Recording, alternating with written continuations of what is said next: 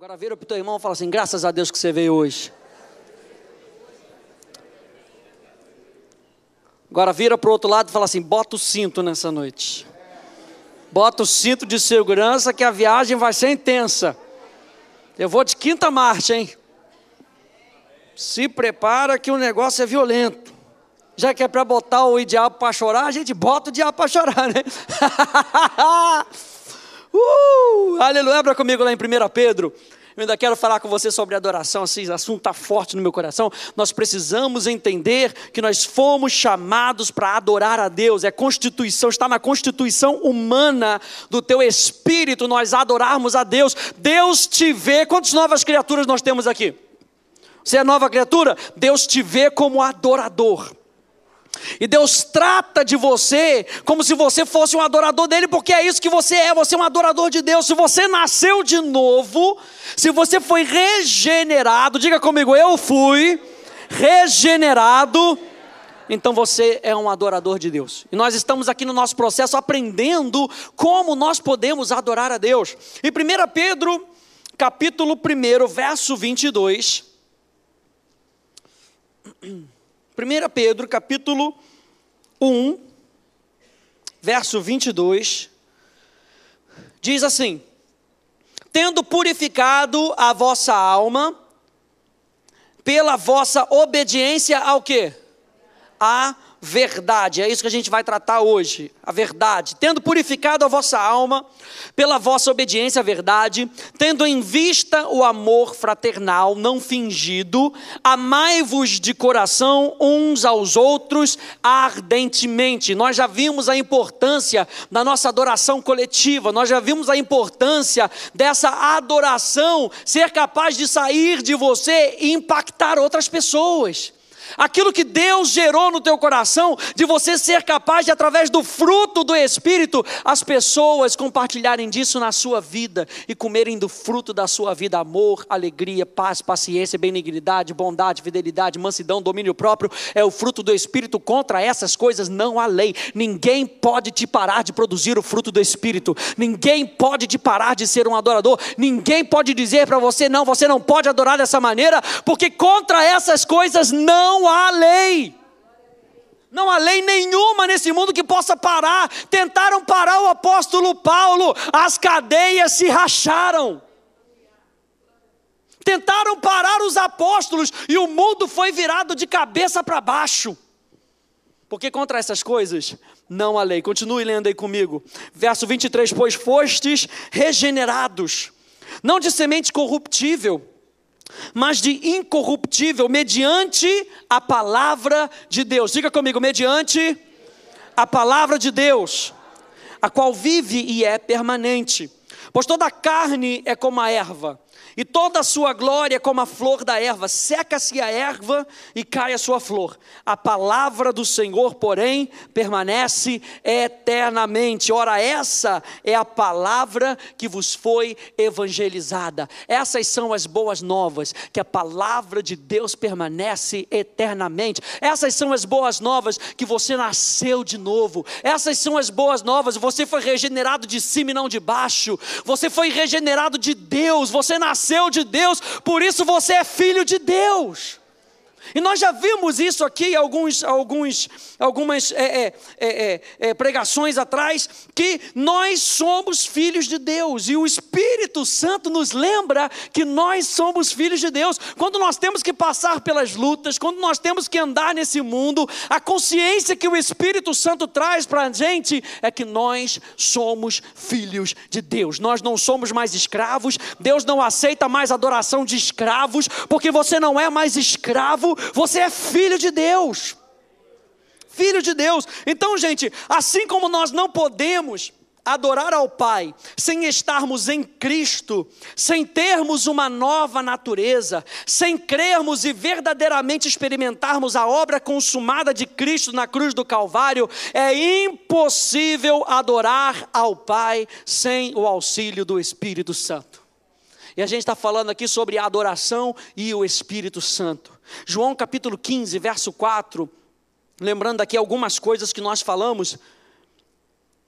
João capítulo 15, verso 4 diz: nenhum ramo pode produzir fruto por si mesmo. Nenhum ser humano tem a capacidade de adorar a Deus se não for influenciado pelo Espírito Santo. Nenhum ser humano, por mais que a adoração seja inerente do espírito humano, nenhum ser humano consegue direcionar essa adoração para Deus se não for através do Espírito Santo. Você entende que todo homem foi criado para adorar? Você entende que todo homem foi criado para viver pela fé?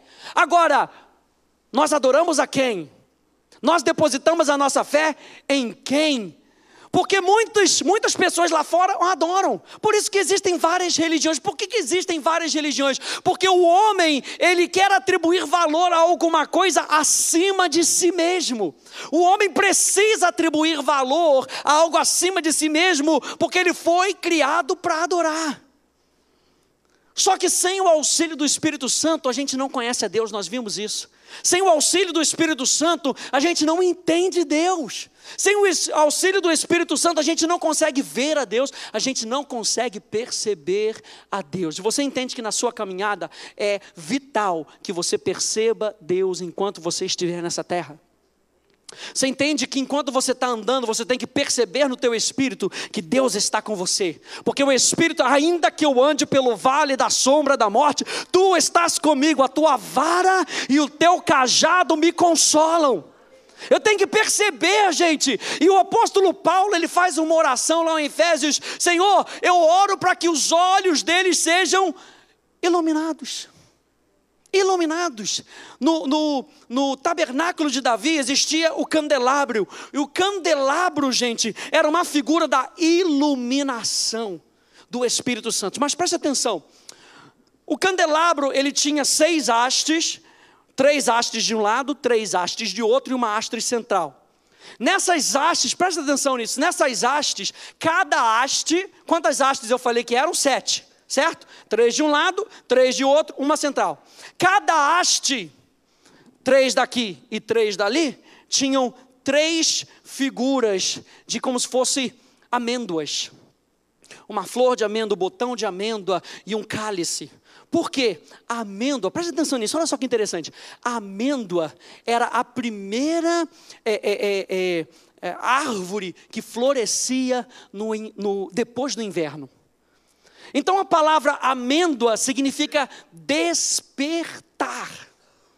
Se eu disse para você que o candelabro é um símbolo do Espírito Santo que ilumina a sua vida, o que o Espírito Santo quer fazer é despertar você de um sono espiritual, para que você possa ver Deus se manifestando na sua vida.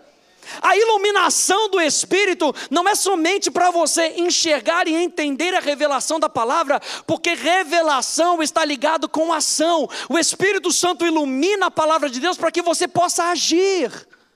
E é necessário você perceber a Deus. Saber que Deus está contigo enquanto você faz negócios. Saber que Deus está contigo enquanto você trata com os seus filhos, com a sua esposa. Enquanto você trata de assuntos normais, Deus está contigo. Eu não te deixarei, eu não te desampararei, eu sou contigo. Bota o cinto de segurança nessa noite. Deus está contigo. Através da pessoa do Espírito Santo. Nós precisamos perceber isso, minha gente. João capítulo 4, verso 23 e 24. Abra lá comigo.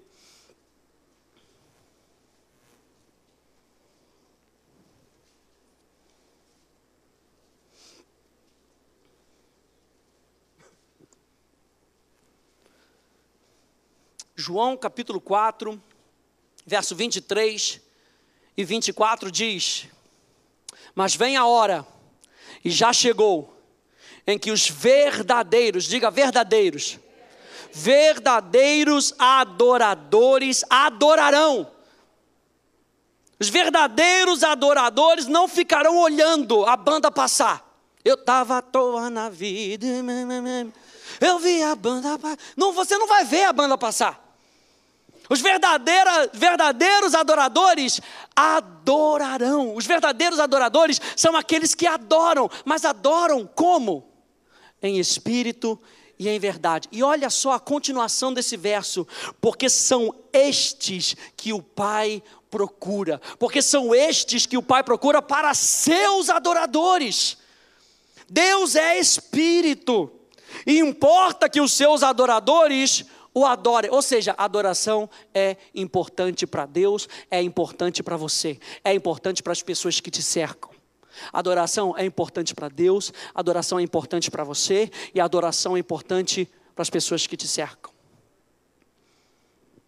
Então nós vimos, número 1, que Ele nos capacita para adorar. O Espírito Santo nos capacita a adorar. Ele é o Espírito da graça. Filipenses capítulo 3, verso 3, eu li para você. Então só anote aí. Filipenses capítulo 3, verso 3, na King James atualizada, diz assim: porque nós é que somos a própria circuncisão, todos nós que adoramos pelo Espírito de Deus, que nos gloriamos em Cristo Jesus e não depositamos confiança alguma na carne. Ou seja, nas nossas próprias decisões, naquilo que a gente acha, naquilo que a gente vê, naquilo que eu entendo. Não, eu não deposito confiança na minha carne, eu me glorio em Cristo Jesus, na obra redentora de Cristo Jesus. Na Amplificada diz assim: nós que adoramos em espírito, pelo Espírito de Deus. Então, gente, a nossa adoração, ela é espiritual. Ela começa no nosso espírito regenerado, capacitado, no nosso espírito livre para adorar a Deus. No mundo espiritual nós somos capacitados a ver coisas, situações na dimensão do espírito. Uma pessoa adoradora é uma pessoa que consegue perceber Deus, é uma pessoa que consegue ver as coisas na dimensão do espírito. Você é um ser espiritual, diga: eu sou um ser espiritual. Você é um ser espiritual, gente, e você tem que aprender a usar dessa dimensão que está aí dentro de você. Quando você passa pelas dificuldades, o teu homem interior que está capacitado pela verdade, ele chega ao ponto de pular de dentro de você. Tamanha verdade tem dentro de você, para que você entenda que aquele que está em você é maior do que aquele que está no mundo. Quando você está fundamentado na verdade, presta atenção, quando você está fundamentado na verdade, você não vê o gigante como gigante, você vê o gigante como incircunciso. Você já ouviu isso daqui? Você chama aquele problemão e você diz para o problemão: vá para a água, saia daqui e vá para lá. Porque se eu crer no meu coração, se eu crer e não duvidar no meu coração, você pode dizer à montanha, e a montanha se moverá. Mas você precisa dessa percepção interior. Então, gente, nós vimos que a adoração começa com a autorrevelação de Deus. A adoração é iniciativa divina, é Deus quem busca por adoração, é Deus quem busca pelo teu coração, é Deus quem busca se relacionar com você. Olha só, gente, que loucura é isso, é entender isso, que Deus busca ter relacionamento com você. Pastor, mas eu venho à igreja para buscar a Deus. Você só consegue vir à igreja para buscar a Deus porque Deus te busca. Porque se Deus não tivesse não estivesse te buscando, você viria para buscar e você não encontraria. Porque Deus é quem está buscando ter relacionamento com você. Você tem que entender isso nessa noite. Deus te ama tanto que Ele procura por você. Deus te ama tanto que Ele procura por você. Deus te ama tanto que Ele deu o seu próprio Filho. Deus te ama tanto que Jesus Cristo abriu mão da sua glória e tornou-se como servo para habitar entre nós. E o Verbo era Deus, o Verbo estava com Deus, e o Verbo se fez carne e habitou entre nós. E nós vimos a glória do unigênito do Pai. O que Deus quer na sua vida e na minha vida, com que nós possamos identificar a Deus. É iniciativa divina, adoração é iniciativa de vida, é Deus querendo ser conhecido. A gente pega isso no teu coração, é Deus querendo ser conhecido através de Jesus, pelo Espírito, nos levando a sermos transformados para a glória de Deus. Hoje eu quero falar sobre o Espírito Santo que nos influencia. E o Espírito Santo que nos influencia é o Espírito da verdade. O Espírito Santo é o Espírito da verdade. João capítulo 15, abra lá comigo. João capítulo 15.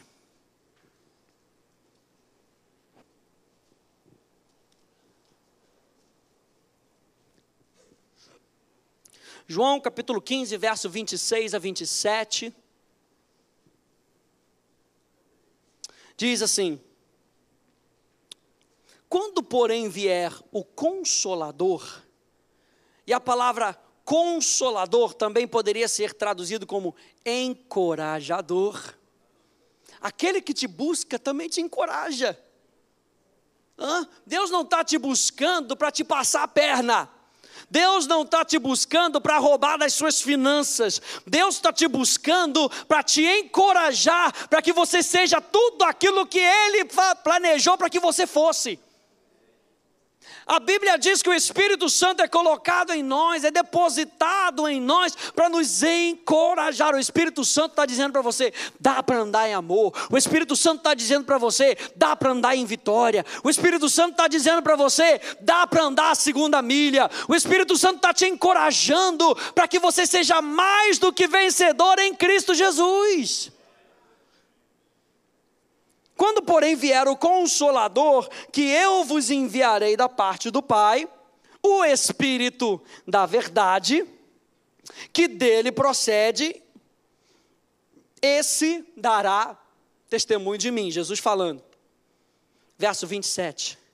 E vós também testemunhareis, porque estáis comigo desde o princípio.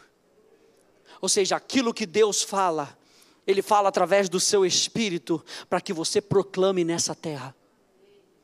Essa terra precisa ouvir esse Evangelho. Essa terra precisa ouvir as boas novas do Evangelho. Essa terra precisa ouvir do amor de Deus. E aquilo que o Espírito Santo fala, Ele nos usa para que nós possamos ser boca de Deus aqui nessa terra. Boca de Deus. E nós respondemos, minha gente, porque nós somos influenciados. E adoração não é nada mais, nada menos do que resposta. Diga comigo, adoração é resposta. Se alguém te perguntar o que é adoração, adoração, na forma mais básica, é uma resposta. É claro que existe a forma como nós respondemos, isso também é importante, nós tratamos disso lá nos primeiros capítulos dessa série, no primeiro, no segundo capítulo. Então, a adoração é uma resposta. Como nós respondemos? Em submissão, em temor, nós respondemos em obediência. Nós respondemos no nosso serviço, quando nós nos ofertamos para Deus, nós estamos respondendo a Deus. Então nós respondemos porque nós somos influenciados, ou seja, nós adoramos porque somos influenciados pelo Espírito da verdade. Adorar a Deus em verdade, minha gente, é declarar que estamos sendo verdadeiramente inspirados pelo Espírito para glorificar ao Filho. Não importa onde nós estivermos ou o que nós estivermos passando. Adorar em verdade é declarar, é saber, é perceber que nós somos verdadeiramente inspirados pelo Espírito. Somos cheios do Espírito, por isso é que nós falamos pelo Espírito. João capítulo 16, vai um pouquinho mais para frente. João capítulo 16. Olha só o que Jesus diz.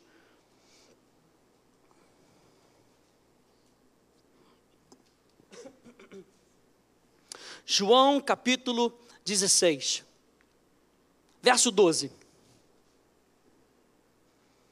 Diz assim: tenho ainda muito que vos dizer, mas vós não podeis suportar agora, falando para os seus discípulos. Quando vier, porém, o Espírito da verdade, Ele vos guiará a toda a verdade. João capítulo 14, verso 6, Jesus declara: eu sou o caminho, eu sou a verdade e eu sou a vida. Então o Espírito Santo está muito conectado com a segunda pessoa da Trindade, que é Jesus Cristo. Aquilo que o Espírito Santo fala está de acordo com o que Jesus é. Aquilo que o Espírito Santo fala está de acordo com aquilo que Jesus é. Aquilo que o Espírito Santo fala está de acordo com aquilo que Jesus é. O Espírito Santo fala porque ele vê Jesus agindo. O Espírito Santo fala porque o Espírito Santo é o Espírito de Cristo. É o Espírito da verdade. Diz aqui na continuação, porque ele não falará por si mesmo, mas dirá tudo o que tiver ouvido e vos anunciará as coisas que hão de vir. Verso 14, ele me glorificará, porque há de receber do que é meu e vou-lo-á de anunciar. Ou seja, se você quer classificar a sua adoração como uma adoração a Deus, a sua adoração tem que apontar para Jesus. Tem que apontar para a obra redentora de Jesus. Tem que apontar para aquilo que Jesus fez. Tem que apontar, número 2, para aquilo que Jesus é. Tem que apontar para a beleza de Cristo. Tem que apontar para a soberania de Deus. Tem que apontar para os pensamentos de Deus. Se você quer classificar a sua adoração como verdadeira do ponto de vista de Deus, você tem que voltar para a palavra. Porque em João capítulo 17, Jesus na sua oração, ele diz, santifica-os na verdade. E o que ele classifica como a verdade? A palavra é a verdade. E gente, santificar-se é uma coisa interessante, porque quando você fala de santificação, você fala de renovação de mente, mas o produto final da santificação não é somente a sua mente renovada, é o amadurecimento do homem, é o amadurecimento do coração, é o amadurecimento para que você possa pregar a palavra e as pessoas possam ver caráter em você. O fruto da santificação é o amadurecimento do homem. E se eu olhar mais uma vez para o tabernáculo de Moisés e eu vir aquela bacia de bronze, aquela bacia de bronze era feita de espelhos. Ou seja, a água era tão límpida que eu conseguia ver um reflexo do meu rosto naquela água. E eu conseguia me lavar naquela água. A Bíblia fala sobre o lavar regenerador da palavra. E pasmem, aquela bacia, ela tinha uma haste central. Ela tinha um suporte central. E a palavra para suporte que foi usada ali é a mesma palavra para justiça. É a mesma palavra para justiça. O que segura, o que suporta a nossa santificação, o que suporta a nossa vida de santificação é a justiça de Deus, é a consciência de que você é justo em Cristo Jesus, é a consciência de que já não há mais condenação para aqueles que estão aqui em Cristo, aqueles que são guiados pelo Espírito Santo. É nisso que nós renovamos a nossa mente, é nisso que nós meditamos, e é ali que nós amadurecemos. Aonde? Na base perfeita da justiça de Deus. E a justiça de Deus, né, gente, não é somente que não há mais condenação. A justiça de Deus diz que Deus fez justiça com relação ao pecado.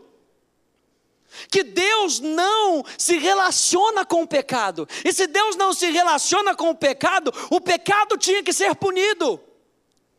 E Deus olha para a humanidade e Ele fala, justiça tem que ser feita. E aí vem Jesus e fala, não, eu vou morrer no lugar deles, então faça justiça em mim. E nós então, através da maldição de Jesus, porque Jesus se fez maldito no nosso lugar, a Bíblia diz que nós nos tornamos justiça de Deus. O que é nos tornar justiça de Deus? Quando as pessoas olham para você, elas identificam que justiça foi feita em Jesus.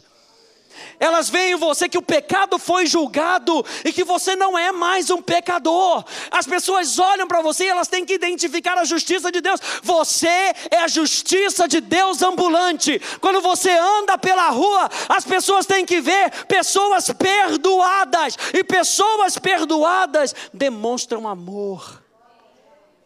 Pessoas perdoadas perdoam.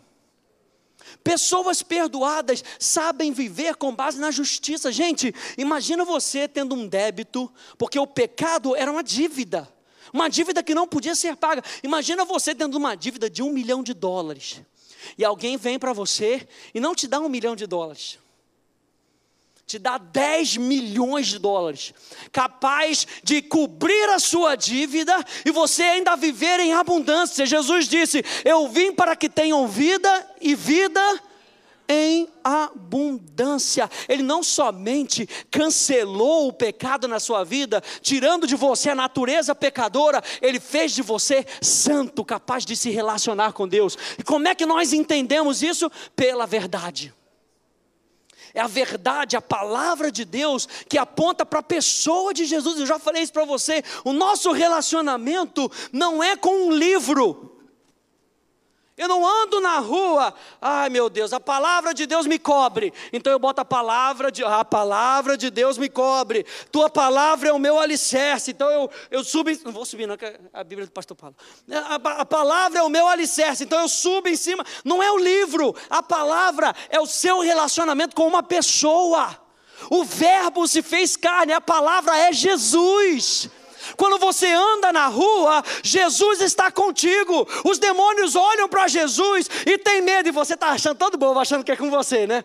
Todo bobo, achando que é com você. Aí tem um anjo aqui atrás de 2 metros de altura. Você está achando que é contigo. É Jesus que está contigo, rapaz. E como é que você percebe isso? O Espírito Santo te diz, através da verdade que testifica, que Ele dá ordem aos seus anjos para que te guardem.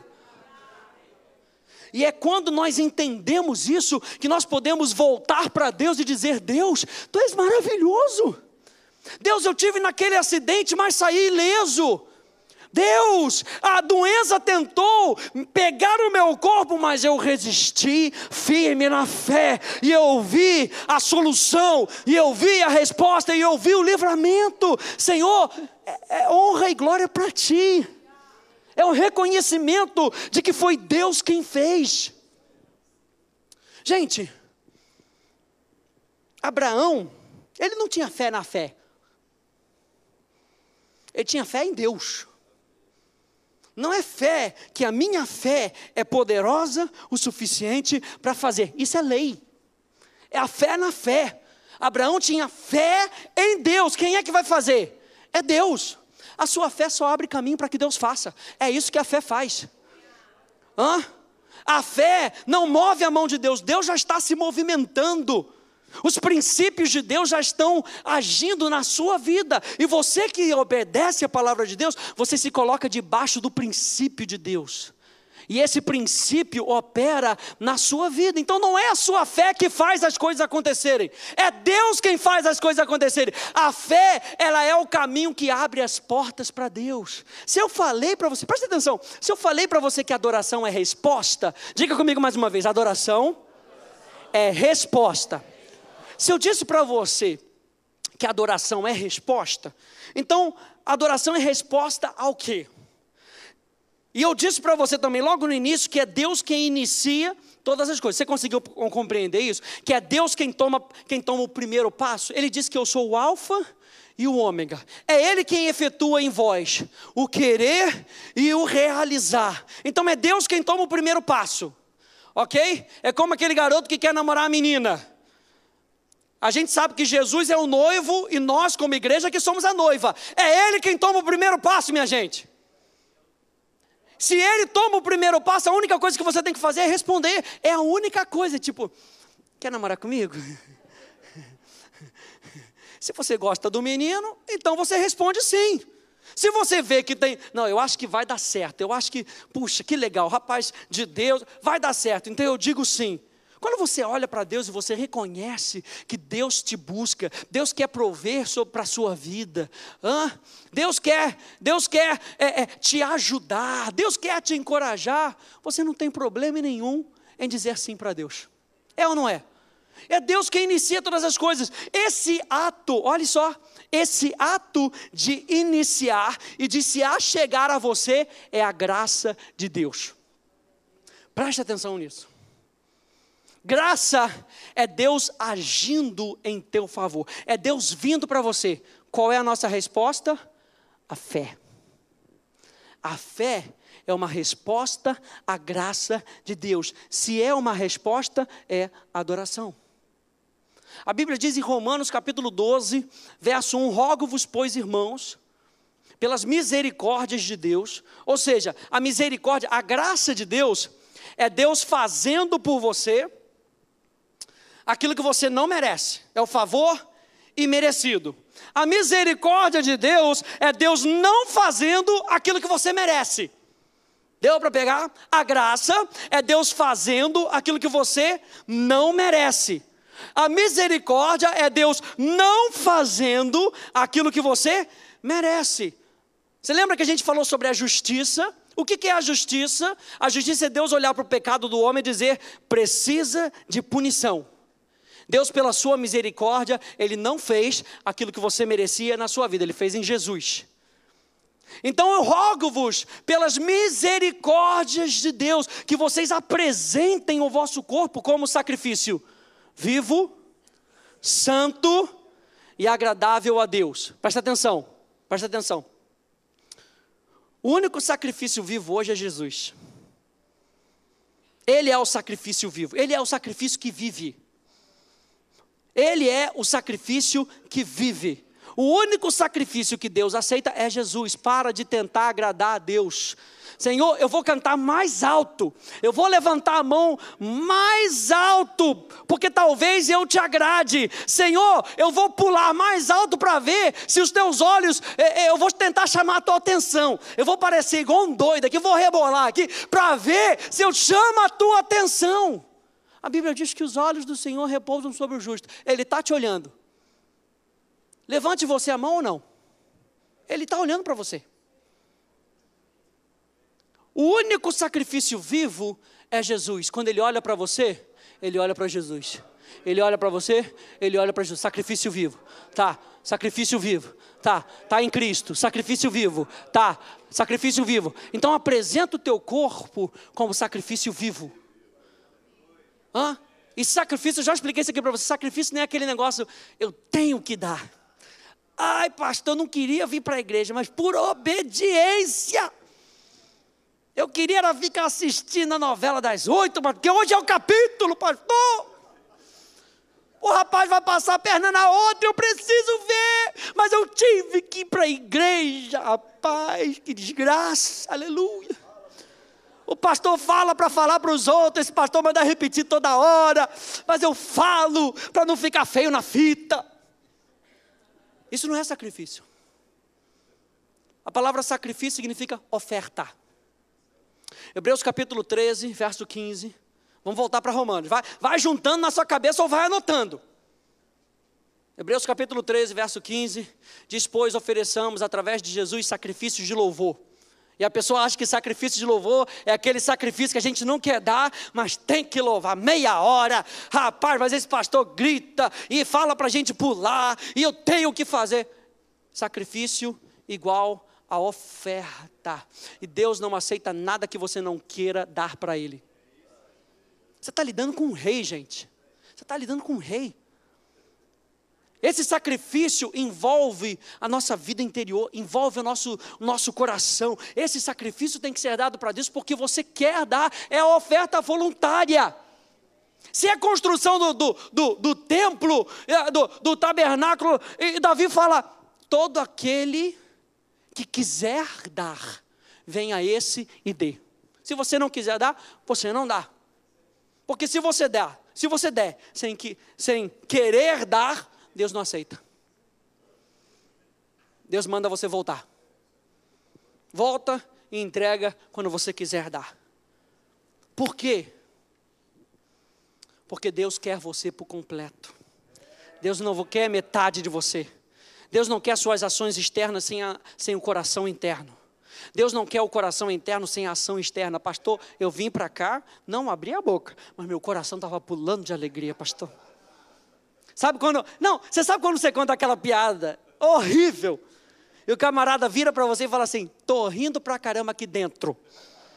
Você sabe que é irônico, você sabe, mas a gente não fala isso para Deus. Pastor, o pastor fala, gente, vamos lá, vamos agradecer a Deus. Pastor, estou fazendo aqui dentro.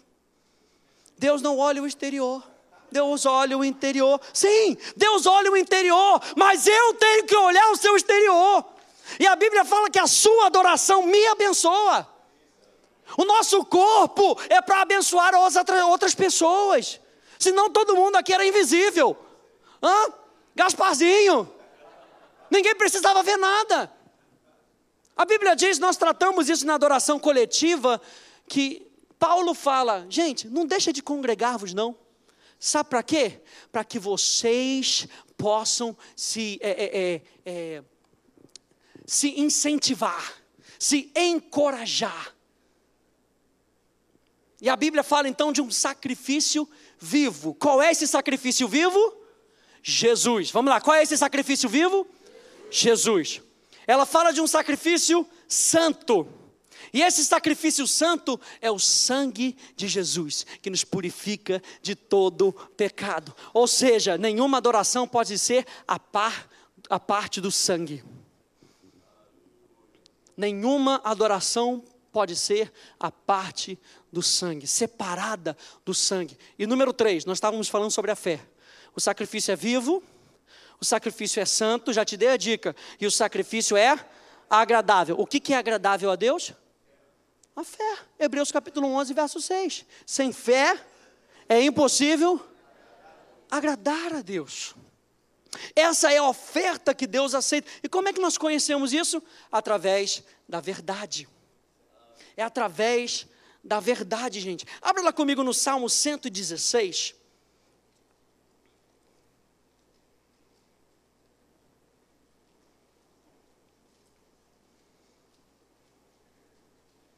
Aliás, a gente estava conversando lá em cima, vai abrindo aí. A gente estava conversando lá em cima com os pastores.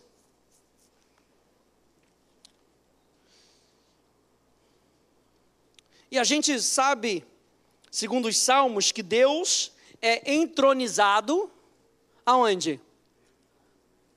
Conversa comigo, gente. Senão eu vou ter que ensinar você. Tem que ensinar a Bíblia aqui certinho para vocês. Aonde? No meio dos louvores.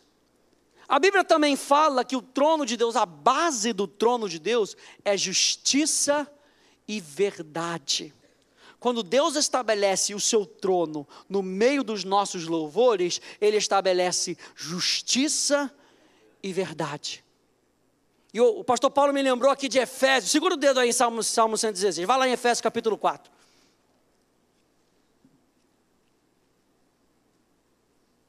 Por que eu estou falando isso? Porque Deus, Ele não vai se manifestar quando você não colocar as bases corretas para que Ele se manifeste. E qual é a base para que Deus se manifeste na sua vida? A justiça e a verdade. Diga comigo, a justiça e a verdade. Lá vem esse pastor pedindo para repetir de novo. Ah, meu Deus. A justiça e a verdade. Efésios capítulo 4, verso 24. Verso 23. E vos renoveis no espírito do vosso entendimento, e vos revistais do novo homem, criado segundo Deus. Nós estamos vendo que você foi regenerado, que você foi criado de Deus, criado segundo Deus em justiça. A sua posição é posição de justiça. O pecado não terá mais domínio sobre vós. Livre do domínio do pecado, livre do salário do pecado, livre da prisão do meu passado, livre sou, livre, justiça de Deus. Número 1, nós somos então criados segundo Deus, a imagem e semelhança. E imagem e semelhança tem a ver com caráter e a capacidade de agir como Deus age. Imagem e semelhança, criados segundo Deus, em justiça e o quê? E retidão. Retidão de caráter, retidão moral, procedentes da onde? Da verdade. E eu disse para você que hoje, que Jesus é a verdade. Eu disse para você que o Espírito Santo é o Espírito da verdade. Eu disse para você que a palavra é a verdade. Então essa justiça, ela é a justiça de Deus, mediante ou através do Espírito Santo, que abre o nosso entendimento para essa justiça. E como é que nós conhecemos essa justiça? Pela palavra de Deus. Pela palavra de Deus. Agora sim, o Salmo 116. A base do trono de Deus é a justiça e a verdade. Deus é entronizado. Ele estabelece o seu trono no meio dos nossos louvores. Sabe por quê? Porque o louvor engrandece a Deus. Louvor não são as musiquinhas que nós cantamos. Louvor são declarações que engrandecem ao teu Deus. E quando você está no meio lá da sua crise, ou quando você está nos dias de bonança, e você levanta a sua voz e você engrandece a Deus, saiba disso, Deus está estabelecendo o seu trono ali aonde você está. Por que você pode vencer as circunstâncias? Porque o trono de Deus, a justiça, cuja base é a justiça e a verdade, o trono de Deus está sendo estabelecido no meio daquela situação. E quando o trono de Deus está sendo estabelecido no meio daquela situação, você está declarando que Deus soberanamente é rei sobre a sua vida. E você se coloca do lado de Deus, assentado à destra de Deus. Você está sentado em lugares celestiais, onde você está sentado num trono, em Cristo Jesus, cuja base é a justiça e a verdade. Gente, isso é tremendo, não vou nem dizer que é tremendo, é tremendíssimo. É tremendíssimo, é maravilhoso você saber que no meio da sua situação, você pode estabelecer o trono de Deus. E quando Deus chega para julgar a teu favor. Segura essa aí. Quando Deus se manifesta, Ele se manifesta para fazer o teu bem. Ele te ensina para fazer o bem para você. Salmo 116. Amo o Senhor, porque Ele ouve a minha voz. Ele ouve as minhas súplicas. Porque se inclinou para mim os seus ouvidos, invocá-lo-ei. Invocar é fazer-se transparente. Invocar não é adorar a Deus com máscara. Tipo, estou adorando do lado de fora, mas dentro eu estou pensando no jogo do Botafogo. Estou pensando na novela, estou pensando no assado que eu deixei em casa. Mas com a minha boca eu estou dizendo uma coisa, mas com as minhas atitudes eu estou dizendo outra. Não, invocar a Deus é adorar. Okay? Toda vez que você vira essa frase no Velho Testamento, invocar o nome do Senhor é adorar. Gênesis diz lá que no tempo de Enos filho de Sete, Sete significa substituto, porque Sete substituiu Abel. Então nos tempos de Enos, a Bíblia diz que os filhos de Deus passaram a invocar o nome do Senhor. Os filhos de Deus, a Bíblia é clara, os filhos de Deus passaram a invocar o nome do Senhor. E a Bíblia diz em Romanos capítulo 8 que aqueles que são guiados pelo Espírito, esses são filhos de Deus. Então, para que nós possamos invocar o nome do Senhor, nós precisamos do Espírito Santo. Invocar, então, é anunciar, é chamar Deus pelo nome. Pastor, tanta coisa, aleluia, vai com calma. Invocá-lo-ei enquanto eu viver. Laços de morte me cercaram, e angústias do inferno se apoderaram de mim. Caí em tribulação e tristeza, mas mesmo ali, naquela situação de depressão, eu invoquei o nome do Senhor, e eu estabeleci o trono dele naquela situação. Ali eu invoquei o nome do Senhor. Ó Senhor, livra-me a minha alma. Compassivo, ó ele, começando a exaltar ao Senhor. Compassivo e justo é o Senhor. O nosso Deus é misericordioso. O Senhor vela pelo simples. Achava-me prostrado e Ele me salvou. Ele me salvou. Ele me salvou. Então minha alma, bota o pijaminha. É o que está escrito aí, não é não? Na tua Bíblia aí, não? Na igreja do pastor Fragali pega o travesseirinho. Volta minha alma ao teu sossego. Calma aí, cara, você está muito atribulada. Volta minha alma ao teu sossego, pois o Senhor não será, Ele tem sido. Quando você olha para trás, você vê a generosidade. Quando você olha para frente, você vê a generosidade. Olha para o lado, você vê a generosidade. Olha para o outro lado, você vê que Deus é generoso. Deus tem sido generoso.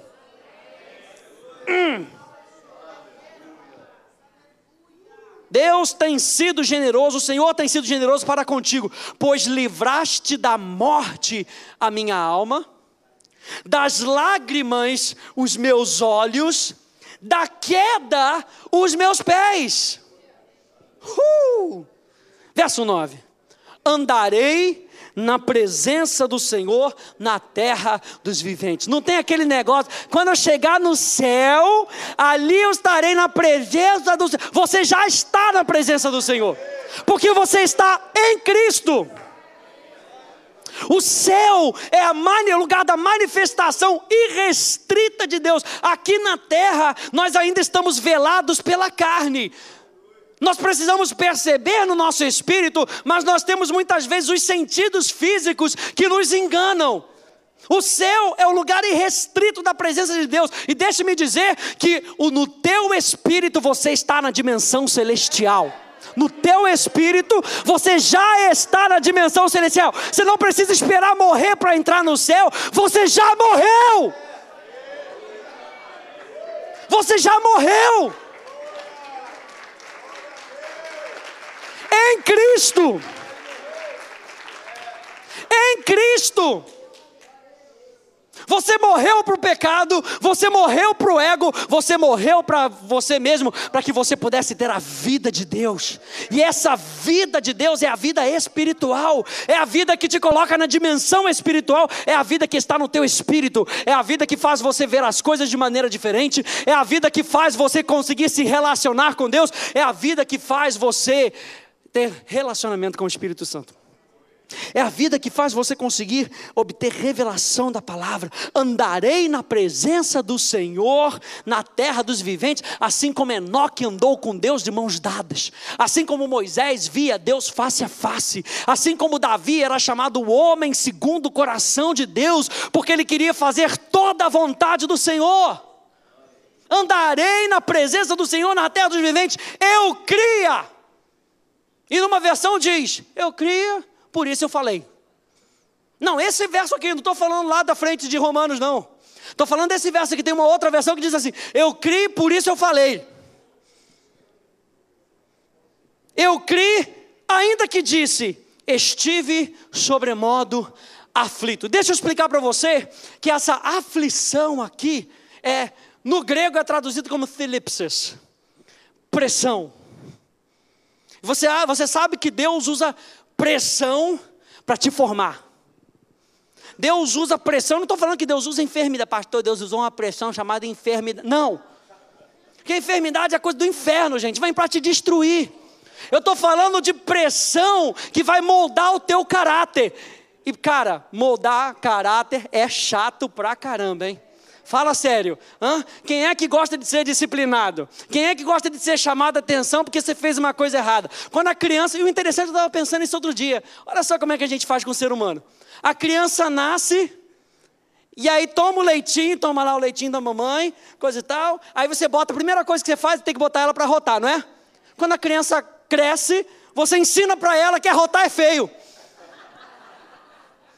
O ser humano cresce doido, cara.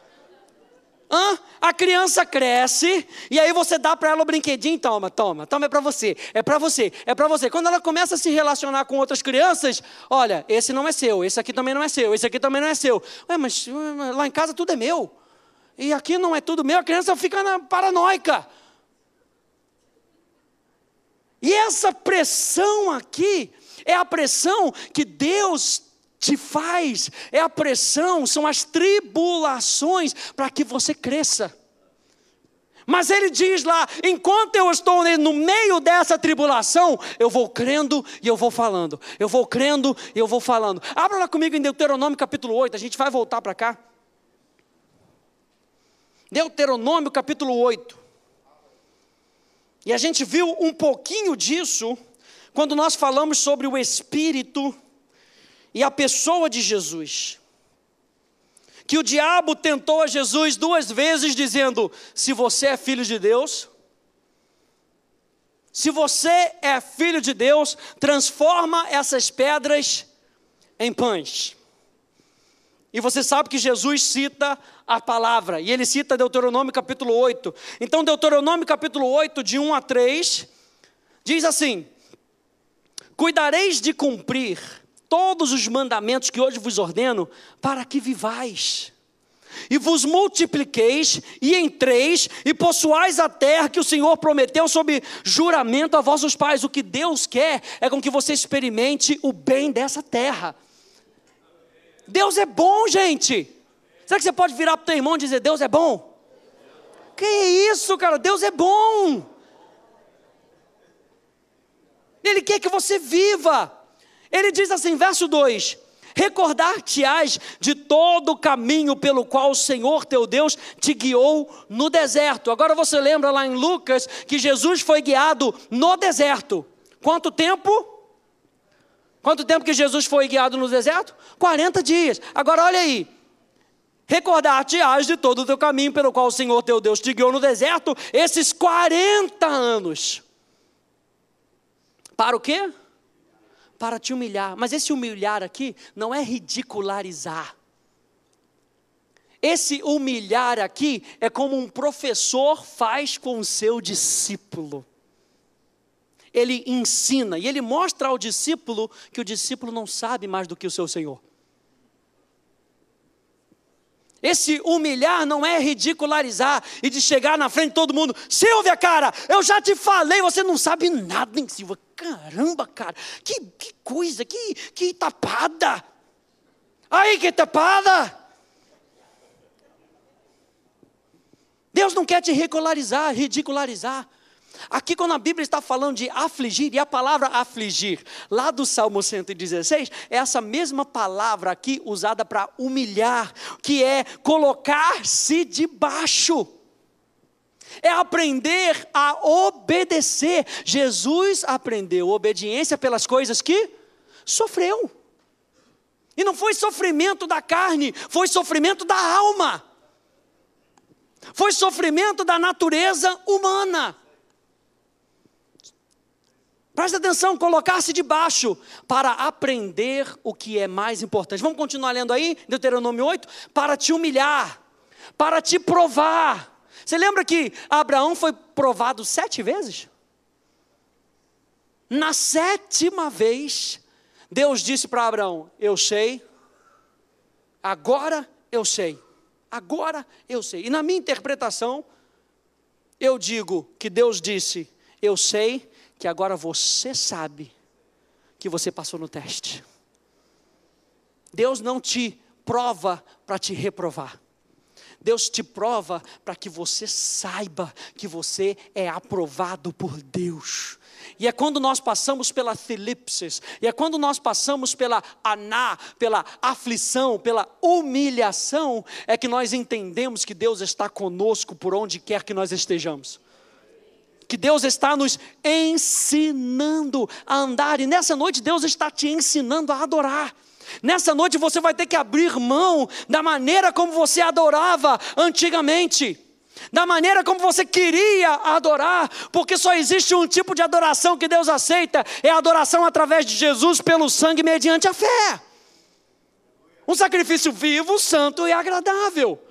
Continue lendo aí comigo. Para te humilhar, para te provar, para saber o que estava no teu coração, se guardaria ou não os seus mandamentos. Verso 3, ele te humilhou, ele te ensinou, e te deixou ter fome, e te sustentou. Veja bem, esse povo não passou, há quanto tempo que esse povo passou com fome? Porque aqui diz que ele te deixou ter fome e te sustentou. Peraí, como é que é isso? Você teve fome e te sustentou. Teve fome e te sustentou. Você lembra que o povo tinha saído do Egito? E o que eles queriam era alho e cebola. As coisas do Egito. Ou seja, vocês agora vão abrir mão do Egito, a carne de vocês vai querer voltar para o Egito, mas eu vou te sustentar com o meu maná. Vocês vão provar de algo melhor. Lembre-se que vocês estão andando para a terra prometida, para a terra que eu dei para vocês. A carne vai ter fome do Egito, e o Egito é símbolo do sistema do mundo. A carne vai querer roubar de novo. A carne vai querer mentir de novo. Era tão mais fácil mentir quando eu não era crente, pastor. Eu resolvi a questão assim, eu só falava que eu não estava. Mas agora você é sustentado pelo maná de Deus. Diga, eu sou sustentado pelo maná de Deus. Diga, eu sou sustentado pelo maná de Deus. Ele te humilhou, Ele te ensinou e te deixou ter fome mesmo do Egito. E te sustentou com o maná que tu não conhecias, nem os teus pais o conheciam, para te dar a entender que não só de pão viverá o homem, mas de tudo que procede da boca do Senhor viverá o homem.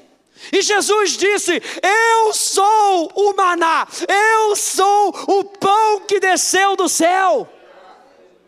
Vocês vão ter fome do Egito, mas eu serei a tua provisão. Vocês vão se relacionar comigo, vocês vão se sustentar com aquilo que eu te der para que vocês se sustentem. O Espírito Santo, Ele nos humilha, Ele nos ensina como discípulos. E constantemente nós somos lembrados que nós somos discípulos de Cristo. Constantemente nós somos lembrados que nós somos discípulos de Cristo. Ide, portanto, e pregar o Evangelho a toda criatura, batizando-os em nome do Pai, do Filho e do Espírito Santo, fazendo discípulos. Discípulos, pessoas que aprendem. E o discípulo, a Bíblia diz, não é maior do que o seu Senhor. Essa é uma posição humilhada. A posição humilhada não é uma posição ridicularizada. A posição humilhada é saber que você é menor do que o seu Senhor. Pastor, essa doeu, hein? Você é menor do que o seu Senhor. Deus é maior do que você. Será que você pode repetir isso comigo? Deus é maior do que a minha vida. Deus é maior do que a minha família. Deus é maior do que os meus planos. Verso 11, vai lá. Verso 11 e 18. E ele diz assim, guarda-te, não te esqueças do Senhor teu Deus, não cumprindo os seus mandamentos e os seus juízos e os seus estatutos que hoje te ordeno, para não suceder que depois de teres comido e estiveres farto. Sabe que tem gente que come de Deus e chega a um ponto que não preciso mais de Deus, porque eu já estou farto de Deus, já estou tão cheio de Deus. Depois de haveres edificado boas casas e morado nelas, depois de se multiplicarem os teus gados, os teus rebanhos, e se aumentar a tua prata, ou seja, a pessoa que se alimenta com Deus, vive em prosperidade. E ser abundante tudo quanto tens. E aí Deus, Ele fala que o problema não são os bens. Olha só, gente, presta atenção aí. O problema não está nos bens, não está no quantos bens você tem. O problema no verso 14 é se elevar o teu coração. Não, Deus não quer que você tenha, porque Deus sabe o coração do homem. E o coração do homem é pecaminoso, diz Jeremias. A natureza do homem é pecaminosa, por isso que Deus quer que você seja pobre, porque você não consegue aguentar as coisas de Deus, você não consegue aguentar riquezas, você não consegue aguentar isso, mas Deus está falando que se você tomar de Deus, se você cumprir os mandamentos de Deus, o que vai te seguir? Coisas boas. Só que o problema é, cuidado para que não se eleve o seu coração. E não te esqueças do Senhor teu Deus, que te tirou da terra do Egito, da casa da servidão, que te conduziu por aquele grande e terrível deserto, de serpentes abrasadoras, de escorpiões e de secura, e que não havia água, e que fez sair água da pederneira, que no deserto te sustentou com maná, que teus pais não conheciam, para te humilhar, para te ensinar e para te provar e afinal te fazer o quê? Bem.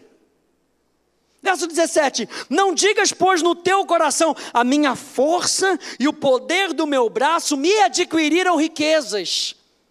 Antes te lembrarás de quem? Do Senhor teu Deus, porque é Ele o que te dá força para o quê? Não, pastor, riqueza não é para o crente, mas é Deus quem te dá força.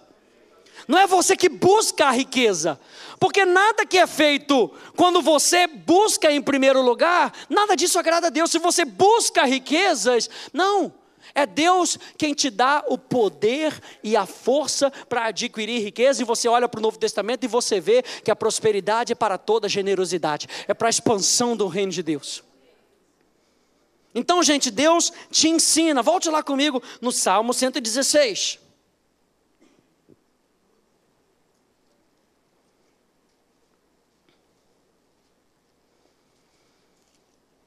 E eu vou tentar terminar.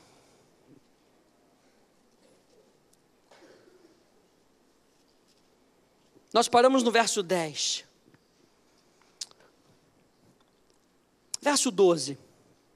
Então eu disse para você que essa palavra aflito é a palavra humilhado, é a palavra aná. Humilhado.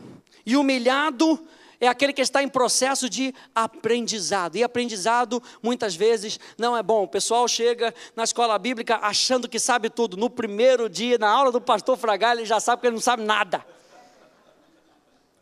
Quem é santo aí? Pá! Quem é pecador? Pá!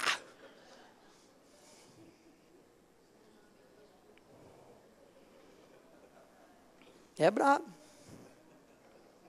Mistério é forte, meu irmão. Verso 12. Olha só. Que sacrifício que Deus aceita? O sacrifício vivo. Quem é o sacrifício vivo? Jesus. O que darei ao Senhor? Como é que eu posso recompensar a Deus? Como é que eu posso recompensar a Deus por tudo aquilo que Ele me deu? Por todos os seus benefícios. Verso 13. Tomarei o cálice da salvação. Número 1. Tomarei o cálice da salvação. O cálice da salvação era um cálice com vinho que eles bebiam para comemorar a libertação do Egito. Toda vez que eles tomavam o cálice, esse cálice era chamado cálice da salvação, era o cálice da libertação. Eu tomarei, ou eu levantarei, ou eu apresentarei o cálice da salvação. Eu apresentarei que eu sou salvo, eu apresentarei que eu sou livre. A minha adoração aponta para Jesus. Eu posso adorar porque eu sou livre. Eu posso adorar porque eu sou salvo. Salvo do poder que me oprimia. Nós cantamos, salvo do engano em que eu vivia, salvo porque a graça de Deus nos acompanhou, nos encontrou, nos transformou, nos libertou, nós somos salvos. Então quando você estiver adorando, não apresente para Deus as suas fraquezas, pastor, sou tão fraquinho, vermezinho de Jacó, sou eu, Senhor. Deus não te vê como verme, Deus te vê como filho. Deus não te vê como verme. Deus te vê como filho. E como filho, nós levantamos com autoridade o cálice da salvação. E nós mostramos para o mundo inteiro, nós fomos redimidos. O que eu posso fazer para retribuir ao Senhor? Eu mostro para Deus, eu mostro Deus para Deus. Não pegou? Beleza. Jesus é Deus? Sim ou não? Jesus habita em você? Através do seu Espírito? Então você apresenta a vida de Deus para Deus. Qual é o único sacrifício que Deus aceita, gente? Qual é o único sacrifício que Deus aceita? Então por que você está tentando mostrar sua própria vida como sacrifício? Deus não vai aceitar. Jesus já substituiu toda a humanidade na cruz do Calvário. Jesus apresentou a humanidade diante do Pai, e a humanidade que era culpada agora é justiça de Deus. Quando você for adorar a Deus, mostre a justiça de Deus que está em você. Mostre Cristo sendo formado em você. A Bíblia diz para nos achegarmos à presença de Deus. Não é entrar na presença de Deus, é nos achegarmos. E a palavra achegar-se significa ser conduzido para mais perto.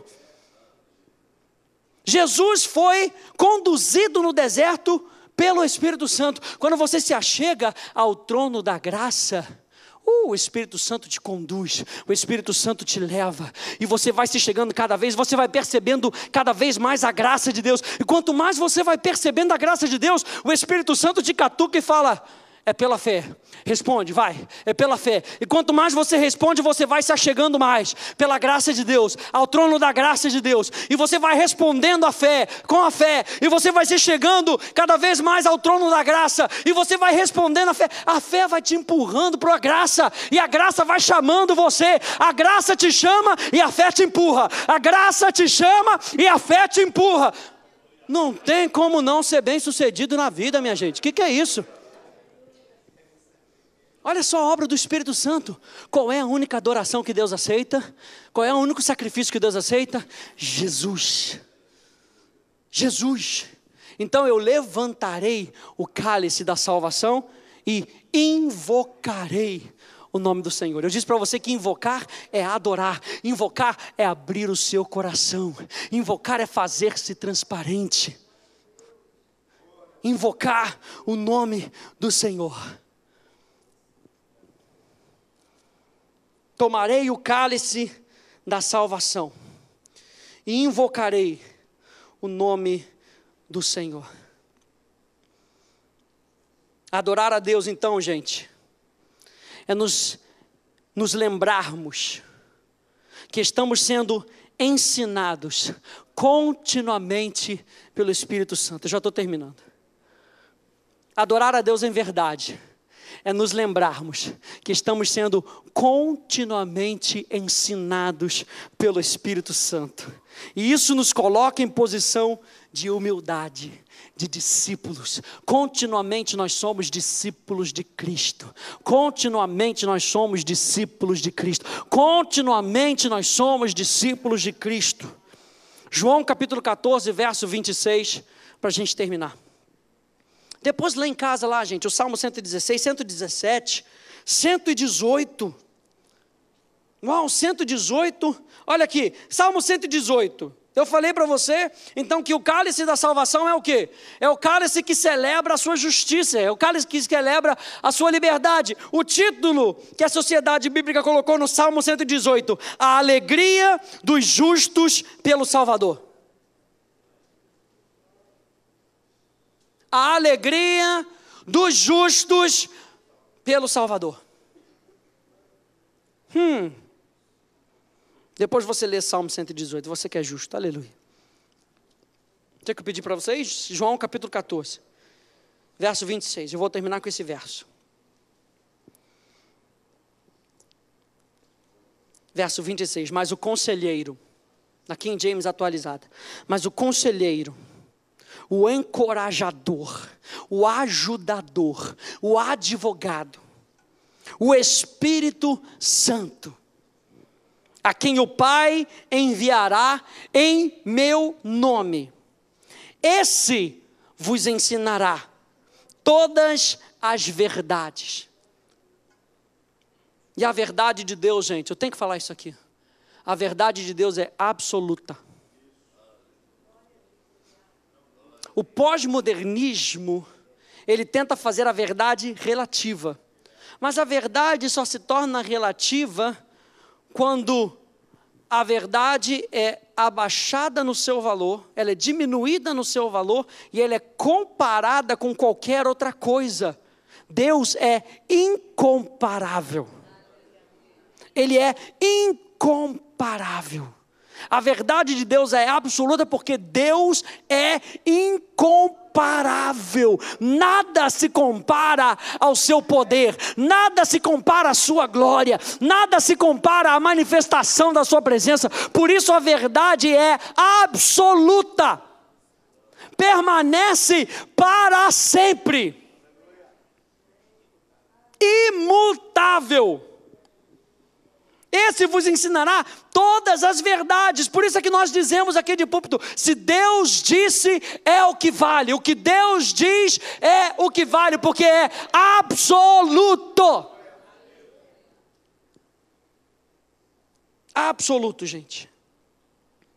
Esse vos ensinará todas as verdades e vos fará lembrar tudo o que eu vos disse. Fique de pé comigo.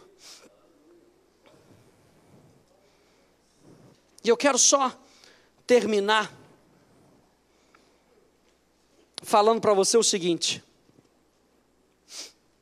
E a gente, na próxima vez, eu quero falar sobre adoração em espírito e em verdade, como isso se manifesta na nossa vida. Eu falei para você que o Espírito Santo é o Espírito da graça. É Ele quem nos leva a adorar a Cristo. Eu falei para você hoje que Ele é o Espírito da verdade, é Ele quem nos ensina a verdade. Eu falei para você que Jesus é a verdade, o Espírito é o Espírito da verdade, a palavra é a verdade, por isso que a palavra de Deus diz está em acordo com o que é o Espírito Santo e o que é Cristo, o que é Jesus. Mas eu quero que você entenda que a adoração começa no nosso espírito. A adoração começa no nosso espírito, ela invade a nossa alma e ela é apresentada através dos nossos corpos. Eu anotei alguma coisa aqui para ler para você, só para a gente terminar. E eu coloquei assim: verdadeira adoração, ela é espiritual por natureza. Ela é psicológica por influência. Preste atenção nisso. E ela é somática, soma do grego corpo, ela é somática por consequência. A adoração do seu corpo tem que ser consequência de uma mentalidade transformada e de um espírito incendiado. Não adianta levantar as mãos se o seu coração não for um coração rendido para Deus. Não adianta para Deus. É espiritual então, porque parte do mais íntimo da natureza humana. É psicológica, porque a Bíblia fala do nosso culto racional. É psicológica, porque a alma do homem, com os seus desejos, com as suas intenções, com o seu intelecto, só são despertados se forem influenciados. E Deus está aqui nessa noite influenciando você a adorar a Deus. Ele quer com que você entenda que a sua adoração para Deus é importante. E Ele quer com que você entenda isso e deseje adorar a Deus. E ela é somática, corpórea, porque toda ação do corpo é consequência do nosso mundo interior. Entenda isso: espírito, alma e corpo, todos em uníssono para adorar a Deus, com base na verdade. Justiça e verdade são as bases do seu trono.